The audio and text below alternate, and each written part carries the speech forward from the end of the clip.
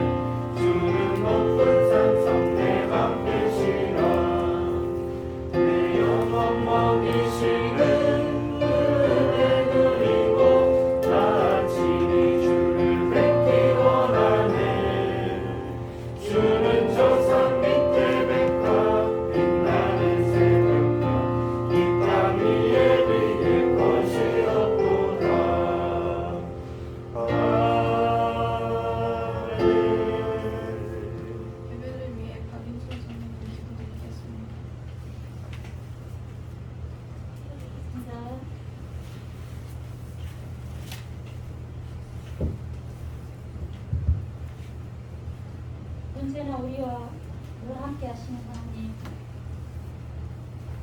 아버지, 코로나와 무더위 속에서도 하나님의 크신 은혜와 사랑으로 수련회를 은혜서 교회에 잘 마칠 수 있도록 함께하여 주시니 주님의 은혜 감사를 드립니다. 오늘도 저희들을 예배의 자리로 불러주시고 우리의 마음이 예배에 집중할 수 있도록 주님 지켜주시옵소서. 아멘. 이 시간 말씀을 전하신 목사님 영육간에 강건하게 붙들어주시고 피곤치 않게 하시고 날마다 새로운 힘을 부어주시옵소서. 한 주간도 하나님 말씀을 기쁨으로 순종하며 믿음으로 살아가는 복된 한 주가 될 수 있도록 주님 함께하여 주시옵소서. 예수님 이름으로 기도드립니다. 아멘.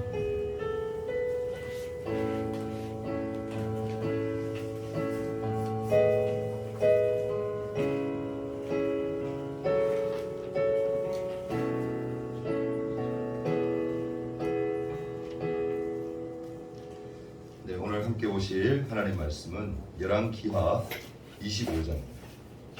열왕기하 25장 1절에서 7절까지 그리고 27절에서 30절까지 말씀드립니다. 제 성경으로 구약성경 716페이지에 있네요. 구약성경 716페이지에 있는 말씀 열왕기하 25장 1절에서 7절, 27절에서 30절. 제가 한 절, 여러분이 한 절, 한 절씩 교독하도록 하겠습니다. 제부터 있습니다. 시드기야 제9년 열째 달 10일에 바벨론의 왕 느부갓네살이 그의 모든 군대를 거느리고 예루살렘을 치려 올라와서 그 성에 대하여 진을 치고 주위에 토성을 쌓음에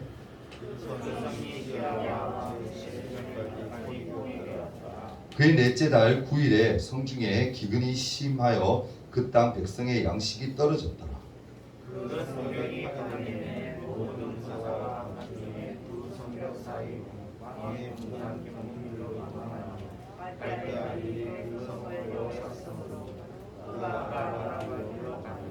갈대아 군대가 그 왕을 뒤쫓아 가서 여리고 평지에서 그를 따라 잡음에 왕의 모든 군대가 그를 떠나 흩어진지라.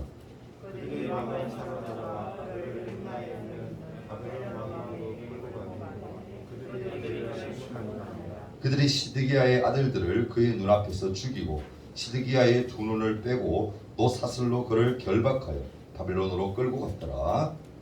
27절부터 또 30절까지입니다.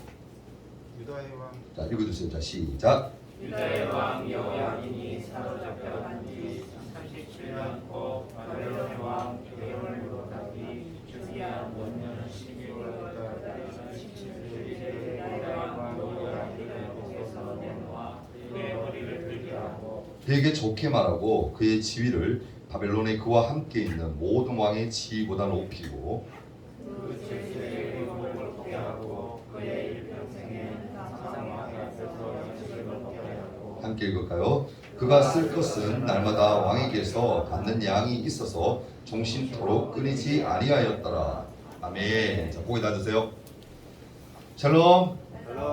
네, 피곤하죠? 네, 수련회 다음 날 주일을 맞이하는 게 보통 일 아니에요.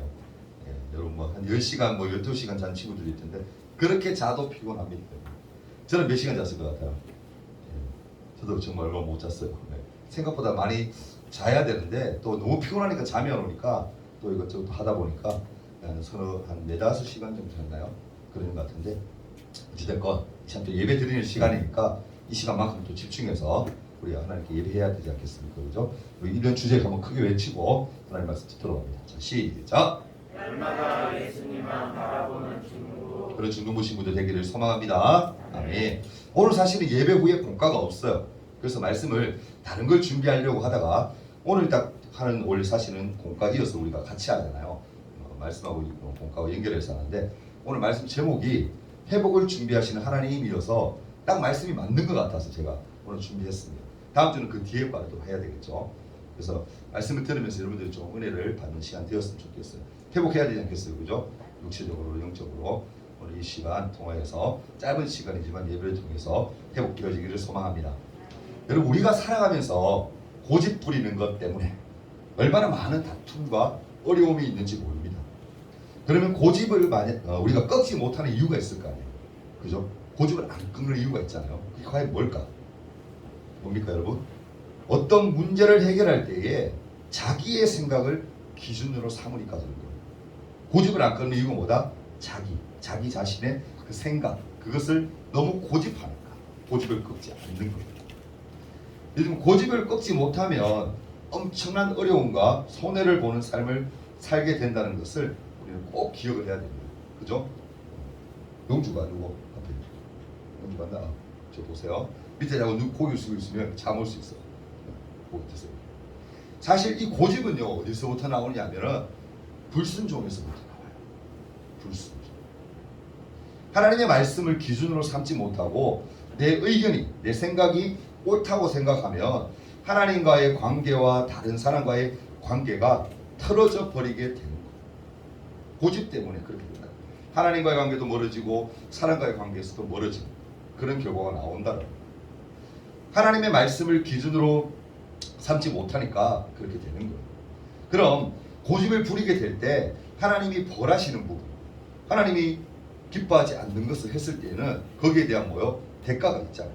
하나님 벌을 내리시잖아요. 그 뭘까요? 그 벌이. 하나님 앞에서 불순종했던 내게 변화가 있기를 바란다라면 어떻게 해야 할까? 우리 모두 오늘 여호야긴이라는, 김이 아닙니다. 여호야김도 성경에 나오는데 여호야긴이라는 이 사람의 석방 사건, 감옥에 갇혀 있었는데 이 사람이 나오게 되는 그 사건을 통해서 해답을 한번 찾아보려고 합니다. 하나님은 선지자를 통해 이스라엘이 여호와께, 하나님께 돌아와야 하고 불순종하고 고집을 부리면 다른 나라를 통해서 망하게 됨을 끊임없이 경고하세요. 그렇죠? 이스라엘 역사가 그랬어요. 하나님 말씀에 순종하지 않고 딴짓하고 말 안 들으면, 고집 부리면 하나님이 다른 나라의 사람들을 그때마다, 그 당시마다, 시대마다 강한 나라, 부강한 나라가 있잖아요. 막강한 군사력을 가진 나라들을 통해서 이스라엘을 하나님이 혼내셨어요.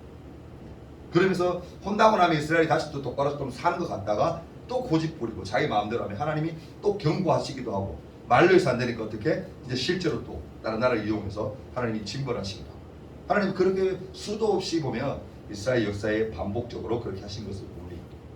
그러나 하나님의 말씀에 순종했던 히스기야 왕과 요시야 왕 이후에, 그리고 이 왕들은 그나마 괜찮아. 히스기야와 요시야는 왕은 하나님 말씀에 순종 잘했거든. 근데 그 뒤에부터 불순종하고 고집을 부리면, 그 뒤에 그 이후에 왕국 유다의 왕들은, 그 뒤에 왕들이죠. 왕들은 어떻게 했냐면은 하나님 앞에서 불순종을 해요. 히스기야와 요시야 왕은 순종을 잘했거든. 근데 그 뒤에 아들들이죠, 자식들은 뭐 어떻게 했느냐, 하나님께 불순종해요. 여호야김이라는, 아까 얘기했죠, 여호야김, 여호야긴, 이름 어려워요. 시드기야, 이 왕들이 어떻게 했느냐, 하나님 보시기에 악을 행해요. 그러한 불순종은 결국 하나님의 마음을 아프게 하는 상황으로 이어져요. 오늘 말씀 읽었는데 읽진 않았는데 24장 1절에서 4절까지 보면 이렇게 말씀합니다.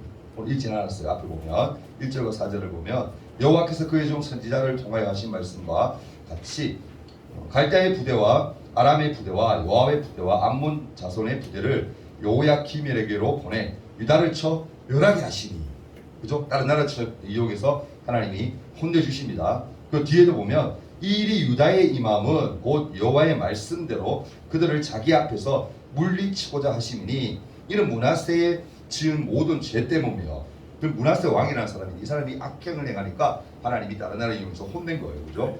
또 그가 무죄한 자의 피를 흘려 그의 피가 예루살렘에 가득하게 하였습니다. 그죠? 사람들도 많이 괴롭힌 거야. 말도 안 되고 하나님 말씀. 그러니까 피가 가득하게 되는 거예요. 이러한 결국 어떻게 됐냐면 BC 586년에 바벨론 제국의 왕이었던 느부갓네살 왕을 통해서 하나님이 유다 왕국을 어떻게 하느냐, 멸망시켜요. 멸망하게 되는 거예요.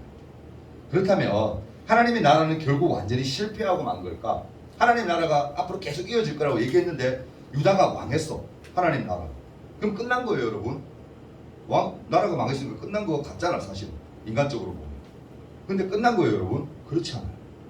열왕기서 오늘 마지막 결론이죠. 25장이 끝인데 이 부분에서 남왕국 유다 멸망 사건 이후에 일어난 한 가지 또 다른 사건을 얘기하면서 끝을 맺고 있습니다. 그 사건이 뭡니까? 오늘 읽었던 여호야긴이라는 이 석방 사건, 감옥에 있었는데 나오게 되는 사건, 나와서 어떻게 살아가는가에 대한 사건입니다. 여호야긴은요, 멸망 직전에 바벨론의 포로로 끌려간 유다의 왕이었어요. 다윗 가문의 후손이죠, 이 사람. 왜냐하면 다윗 가문이 앞에 계속 나오잖아요. 다윗 가문이기 때문에 후손이에요. 여호야긴은 포로로 끌려간 지 37년째인 BC 560년에 감옥에서 석방이 되고 자기 왕, 이스라엘 왕이죠, 왕권이 회복이 돼요. 그러나 실패로 이스라엘 나라의 독립이 이루어진 것은 아니다. 실제로 이스라엘 나라의 독립이 이루어진 것은 아니었어요. 뭐냐면은 이 왕국은 그대로 있어. 그 왕국 밑에서 그냥 왕의 지위만 회복하는 그 정도 수준, 그 정도 수준까지 된 거예요. 이것은 여러분 뭐냐면은 다윗 왕국이 다시 회복될 것에 대한 매우 강력한 예고와 암시였습니다. 하나님의 계획은요, 이스라엘의 포로 생활 70년이 차게 되면 유다 땅으로 다시 돌아오게 하는 것, 그게 하나님의 계획이십니다. 70년 동안 와 이렇게 떠돌아다니잖아요, 이스라엘 나라가 없어서. 근데 하나님이 거기서 끝나는 게 아니라 이스라엘 하나님이 다스리신 그 나라가 없어지는 것이 아니라, 멸망되는 것이 아니라 다시 돌아오게 하셔서 다시 세우게 하신 계획을 하나님이 뭐 하셨다? 세우셨다라는 겁니다. 하나님은 결국 뜻을 이루시고 성취하시고 하나님의 나라를 완성하신다는 사실을 우리는 여러분 제일 중요한 것은 기억해야 됩니다. 우리의 고집이 여러분 꺾여야 할 때 하나님이 사용하시는 방법이 있는데 그게 뭐냐? 뭔 것 같아요? 고난이에요. 어려움이에요. 우리 사람들은요 여러분 가만히 두면요 잘할 것 같죠. 그러니까 날 내버려도 나 잘할 것 같죠? 아니에요. 그때부터 뭐가 되는 거예요? 방종이 시작. 내 마음대로 하게 되는 거예요. 고집이 막 생겨요. 그러니까 내 하는 게 다 맞는 것 같아요. 인간은 그렇거든요. 저나 여러분과 똑같아요. 하나님이 그것을 꺾기 위한 방법이 뭐냐? 우리를 힘들게 하고 어려움을 주고 고난을 주고. 여러분 그렇잖아요. 제가 말씀드렸죠. 기도에 대한 설교를 예전에 한 적이 있는데 이 우리 인간들은 언제 기도한다고? 대체적으로 잘될 땐 기도 안 해. 내가 잘난 것 같아서. 내 하는 게 모두 다 형통한 것 같아서 기도하지 않아.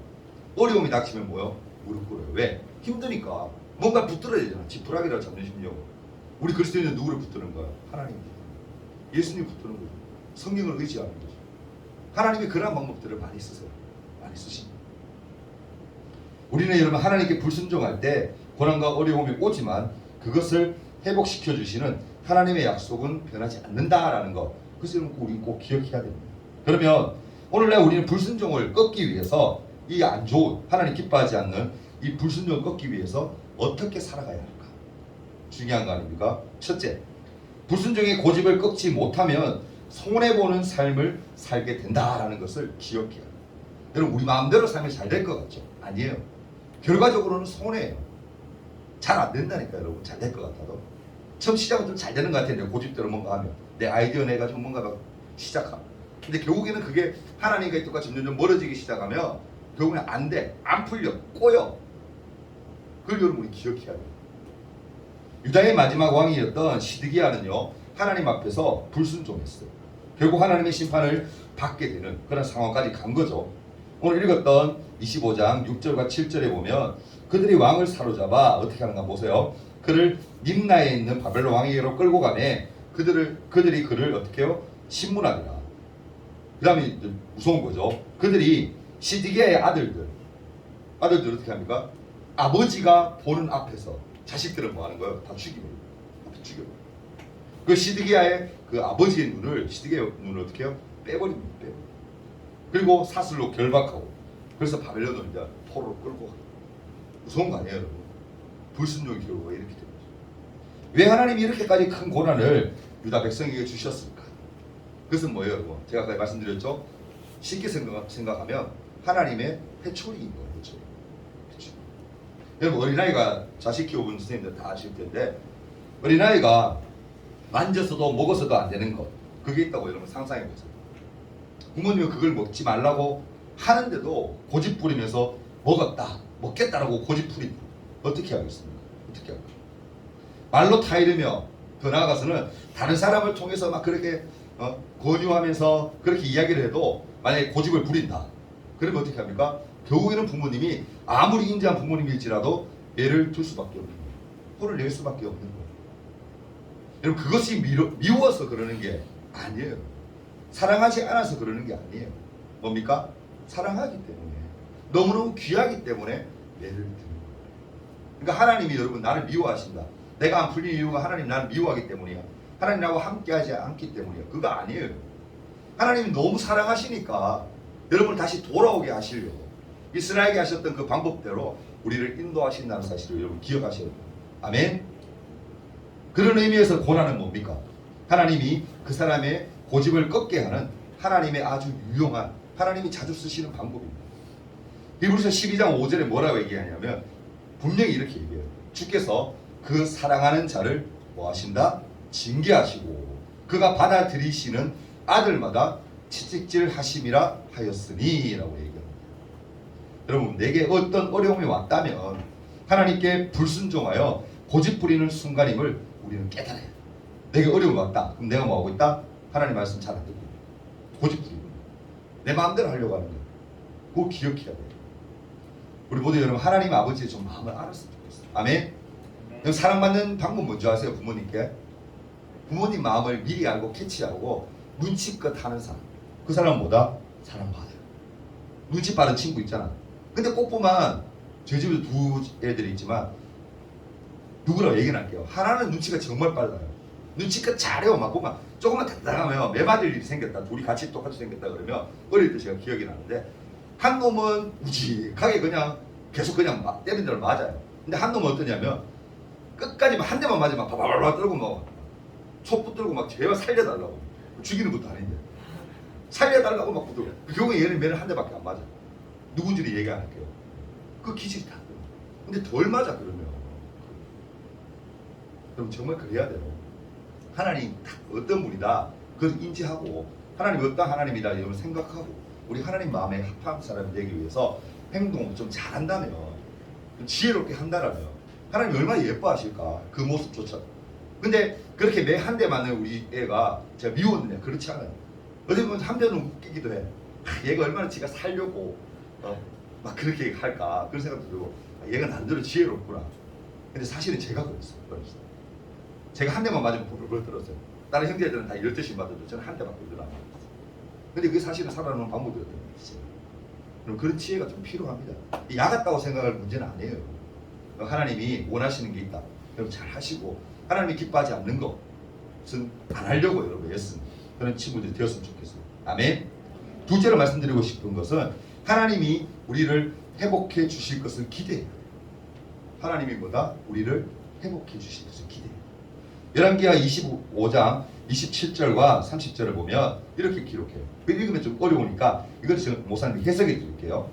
27절과 30절은 어떤 말이냐면은 당시에 바벨로니아 왕이 바벨로니아 나라가 유다를 점령했죠. 이 바벨로니아 왕은 여호야킨을 감옥에서 풀어줍니다. 풀어주었고 그 사람을 어떻게 합니까? 친절히 대해줘요. 아주 친절하게. 왕으로서 인정해 다른 내가 당신의 나라를 점령했지만 당신을 인정해 주는 거죠. 아주 친절히 대해주는 거예요. 그리고 옷도 어떻게 제수의 복을 벗게 하고 옷을 벗게 하고 좋은 옷으로 입혀주고요. 그리고 더 나아가서는 마지막 절이 뭡니까? 이 말이 뭔 말이냐면 죽기 전까지 왕과 함께 음식을 같이 먹었고 그 여호야킨에게 뭐 했다? 용돈까지 챙겨주고 죽을 때까지 용돈 떨어지지 않게 챙겨주는 거예요. 상상이라 됩니까? 우리가 생각하기에는 유다가 망함으로써 열왕기서가 사실은 끝나야 돼요. 망했더라라고 끝나야 되는데 뭔가 여운을 남겨요. 그죠? 여호야킨의 석방, 감옥에서 나오게 되는 그 석방으로부터 그냥 열왕기서는 끝을 맺습니다. 그러면 과연 하나님은 어떤 얘기를 하고 싶어 하는 걸까? 성경의 의도가 여러분 어떤 것이 우리가 알아야 되잖아요. 그죠? 하나님이 무엇을 얘기하고 싶어 하시는 걸까? 예레미야 선지자의 말씀을 보면 우리 하나님 마음을 알 수가 있는데요. 예레미야서 29장 11절을 보면 이렇게 말씀해요. 여호와의 말씀이니라. 너희를 향한 나의 생각을 내가 아나니 평안이요 재앙이 아니니라. 너희에게 미래와 뭐다? 희망을 주는 것이다. 아멘. 하나님이 이렇게 하시는 이유가 마지막에 이렇게 석방되는 걸로 마무리하는 이유가 뭔가 뭐요? 우리에게 그냥 이스라엘 나라라는 이 나라가 없어지고 끝나는 게 아니라 하나님이 이 나라를 통해서 다시금 약해진 나라이지만 이 나라를 통해서 뭔가 희망을 주시고 미래에 대한 비전을 다시 제시하시기 위한 방법이다라는 거예요. 예레미야서 30장 3절을 보면 뭐라 얘기합니까? 이렇게 또 말씀해요. 여호와의 말씀이니라. 보라, 내가 내 백성 이스라엘과 유다의 포로를 돌아가게 할 날이 오리니, 미래에 대한 예언이죠. 내가 그들을 그 조상에게 준 땅으로 돌아오게 할 것이니 그들이 그 땅을 차지하리라. 여호와의 말씀입니다. 그러면 여호야킨의 석방과 그 후에 바벨론 왕으로부터 대접을 받은 것에 대해 당시 왕은 그렇게 대접받았다 쳐 백성들은 과연 어떤 생각을 했을까? 어떻게 이해를 했을까? 이 사건을 어떻게 이해했을 것 같아요? 하나님은 실패하신 분이 아니야. 하나님은 우리에게 소망을 주시는 분이 맞아. 우리가 이렇게 힘든 이유는 뭐다? 힘들었던 이유는 불순종했기 때문이야. 근데 그러함에도 불구하고 하나님은 우리를 끝까지 사랑하고 계셔. 이런 마음을 여러분 품지 않았을까요? 그죠? 자기 나라는 망했는데 불구하고 그 왕이 이 다른 나라에게 뭐요? 대접을 받는 거예요. 그럼 하나님, 우리를 하나님 버리시는 하나님이구나.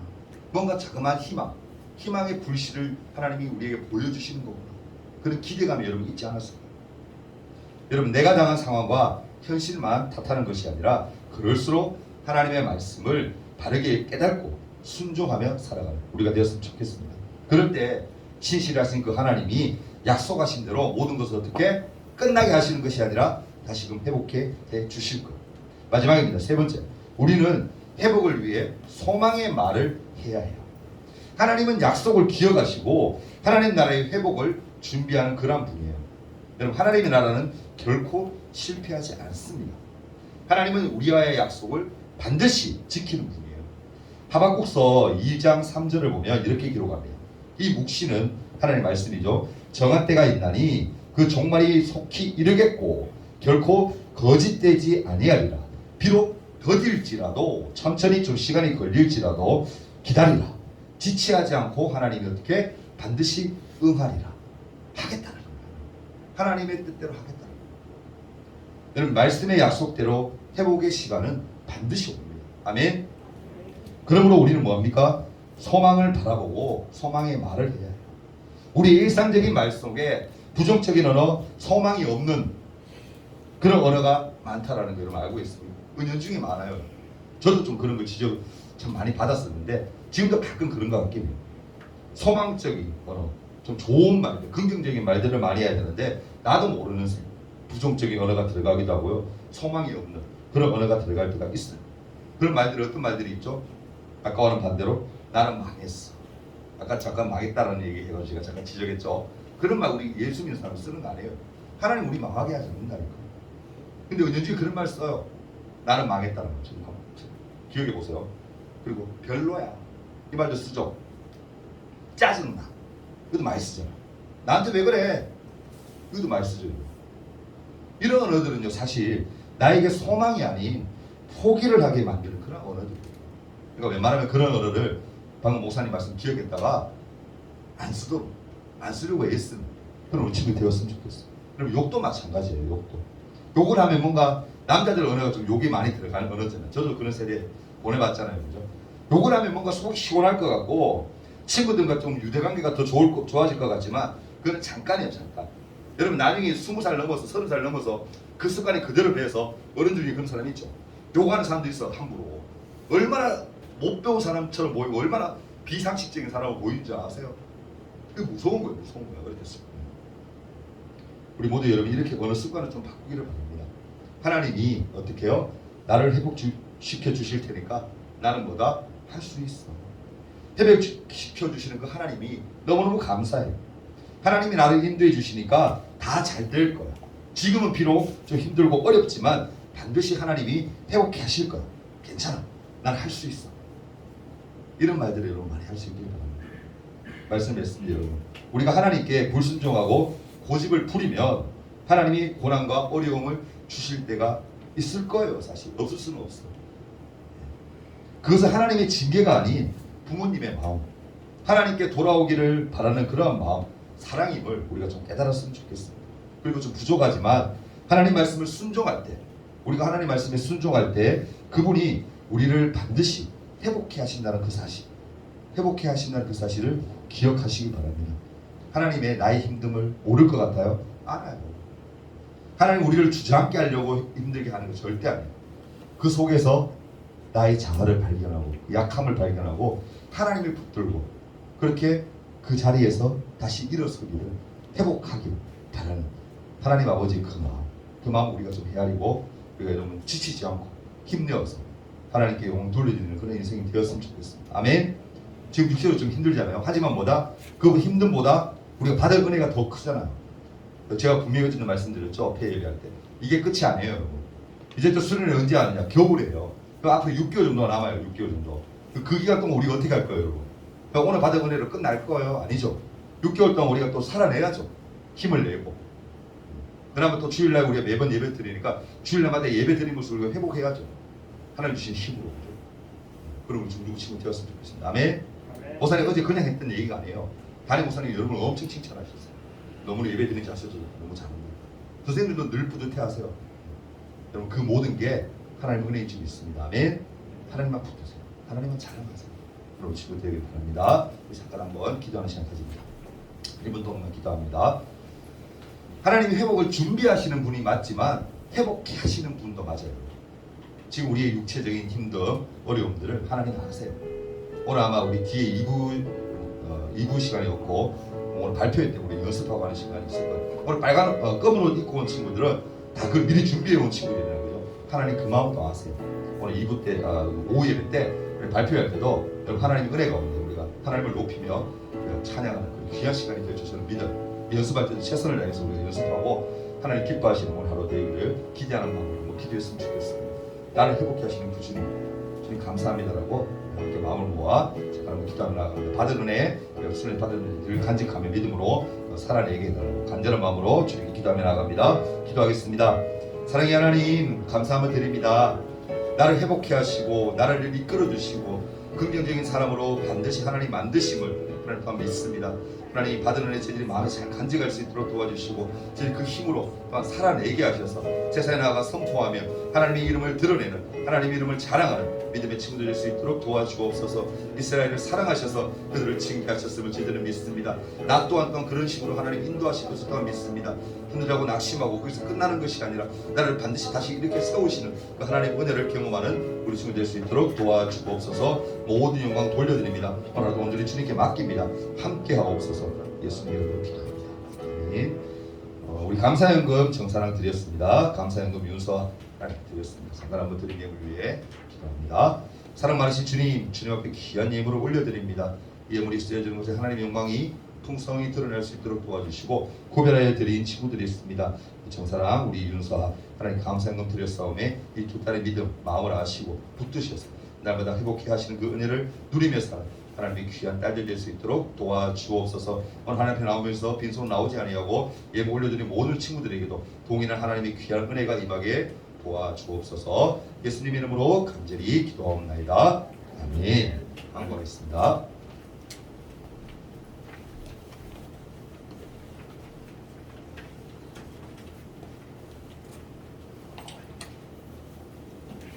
코로나로 인해 현장 예배와 온라인 예배를 함께 공개해드립니다.